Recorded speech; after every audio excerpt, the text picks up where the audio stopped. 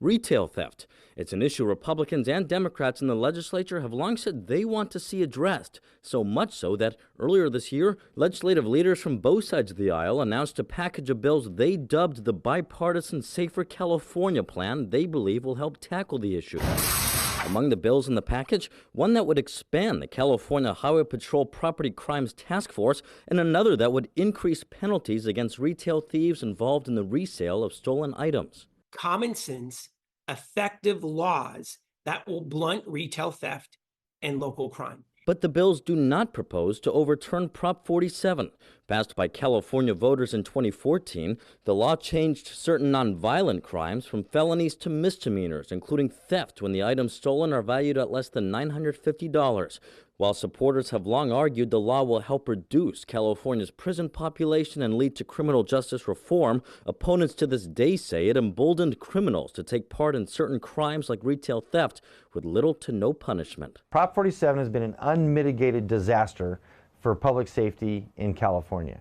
And so until this legislature gets serious about fixing Prop 47, we're going to keep pushing for reforms, and that includes at the ballot box. And that's exactly what voters can expect this November after a group of district attorneys and others in public safety say they've collected enough signatures to qualify a ballot measure asking voters to overturn Prop 47. Governor Gavin Newsom does not want to see that happen. I don't think there's a need to have it on the ballot.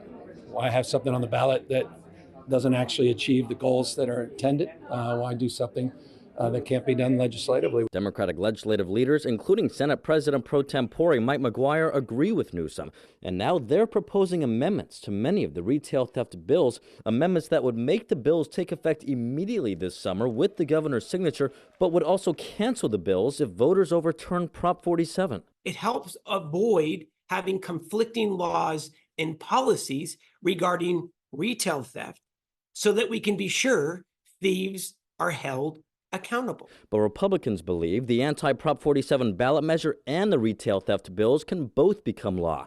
They argue the Democrat-backed amendments are part of a larger plan to defeat the ballot measure. They're trying to deceive the voters into believing that there's a choice. There's not a choice. We can do both. The cynical part is the Democrats are putting this in place so that the ballot summary and title can say that this initiative undoes public safety bills passed in the legislature and make it look like we're undoing it and making it less safe.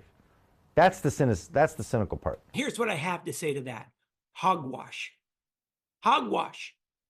We're putting an urgency clause into these bills so they take effect immediately. Who doesn't support that? It's a cynical attempt to remove the voters' right to have a say on this important issue. And as you can see, this is a passionate debate, and it will likely be front and center on Tuesday when lawmakers take up the retail theft bills at the Public Safety Committee. Reporting at the state capitol, covering local news that matters, Eitan Wallace, Fox 40 News.